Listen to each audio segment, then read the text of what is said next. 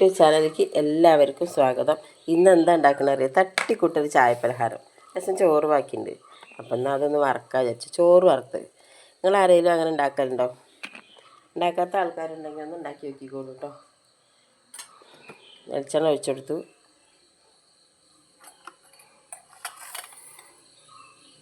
കടുകിട്ട് പൊട്ടിട്ടെ 2 മണി ഉഴുന്നിട്ടെടുത്തു.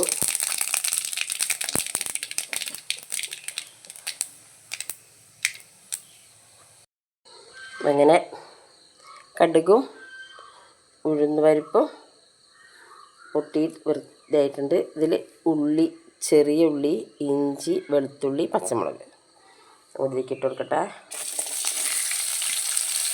കുറച്ച് ചോറുള്ളതാ, കുറച്ച് വെളിച്ചെണ്ണ ഒഴിച്ചേക്കാം. ഇതൊന്ന് മൂത്ത് ചേർക്കാം.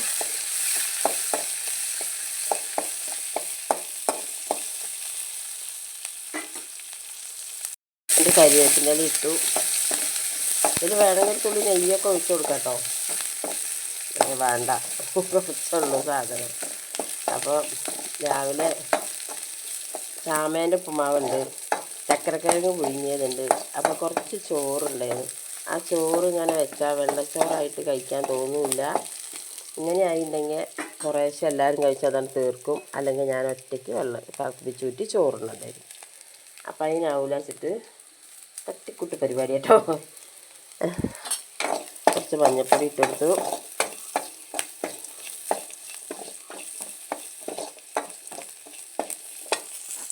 ഇതിൽ തന്നെ നമ്മൾ കുറച്ച് ഉപ്പ് ഇട്ട് കൊടുത്തു കേട്ടോ.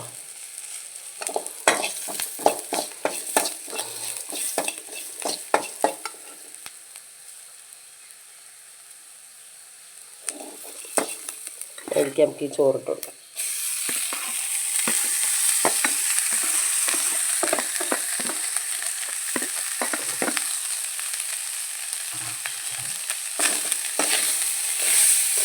ഇത്ര ചോറുള്ളൂ പറഞ്ഞിട്ട് കാര്യമില്ല, അത് കളയിട്ട് വരും. ഇങ്ങനെ കാട്ടി വെച്ചാൽ എല്ലാവരും അങ്ങനെ കഴിക്കും. ഓരോ സ്പൂൺ കഴിച്ചാൽ അതെല്ലാവർക്കും കിട്ടും ചെയ്യും, കളയും വേണ്ട.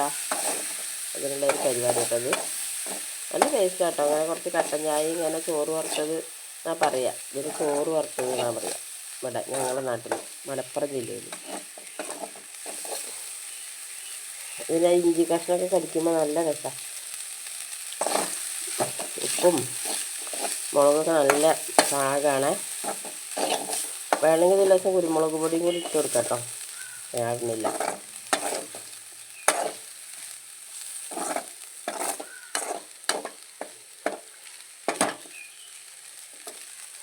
ഇത്രയേ ഉള്ളൂ പരിപാടി.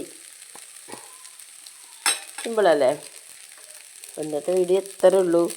നാളെ നല്ല അടുത്തൊരു ദിവസം പുതിയൊരു വീഡിയോ ആയിട്ട് വരാം.